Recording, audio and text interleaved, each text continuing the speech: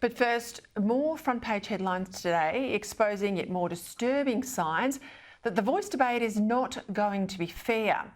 Now, any constitutional change is for keeps, and any constitutional change that gets made trumps anything that a future parliament might want to do. Unless, of course, there's further constitutional change if we wake up and realise we've made a grave mistake. But as you know, reversing any bad constitutional change will be very hard to bring that about. That's why any change should be carefully considered, thoroughly examined and fully debated.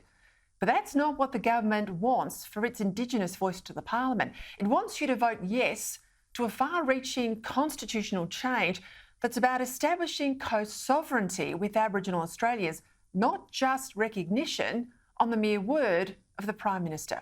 And as we've seen this week, he couldn't even tell us the truth on super. Do you really want to trust him on this massive change? The goodwill that almost every one of us have towards the First Australians is real. So too our genuine concern for the blighted lives in many remote Indigenous communities, particularly women and children. But goodwill and a bit of guilt are not good enough reasons, in my view, to change the Constitution, especially without a proper debate, a debate the government won't fund to ensure it's fair. But a debate where it has given tax deductibility for donations to one side, the Yes campaign, but not the other.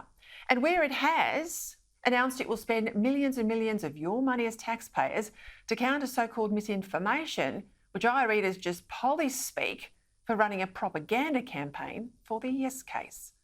So let's turn now to those headlines today. Tech titans can censor debate over the Voice, it read. And it went on to say that tech giants such as Google and Facebook will decide what content will appear on their platforms or be censored on their platforms in the lead up to the Voice referendum, with a lack of government oversight sparking concerns there won't be a free and fair debate. Free and fair? Well, there isn't a free and fair one already. We know that recent ads from the campaign group Advanced Australia, well, they were pulled by Facebook because the big tech censors disagreed with the ad's contention that the Voice gives Indigenous people special rights. Now, if having your own special voice to the Parliament is not a special right, I don't know what else is. Here's that ad now. This is the Advanced ad that Facebook didn't want you to see. And then the case of a discussion with Indigenous Senator Jacinta Price about the Voice, hosted by the Institute of Public Affairs, well, that too was shut down because big tech didn't like its content. The idea that one group of Australians should have different and separate political and legal rights based on their race goes against everything that this nation and our people have fought for. Now, eventually, after the IPA's John Roscombe called out this ban, that video you just saw was allowed to be seen by Australians. But when the IPA started to call out the interference and censorship of big tech more broadly, and I'll show you the video now, well, that exposed big tech's game. Have a look at this. At a time when Australians are debating whether or not to permanently change our national constitution along racial lines via a referendum, it is chilling that it seems a foreign-owned tech behemoth would seemingly want to rig the referendum by silencing mainstream Australians.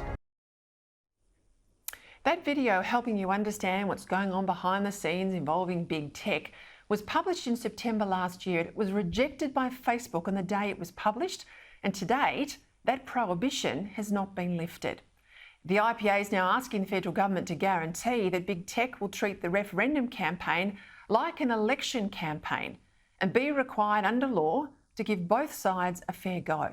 Now, that's not too much to ask, especially for something as important as our country's foundation document. Now, if the PM won't do it, won't let you know both the yes and the no case, ask yourself why he won't and what it is he's got to hide.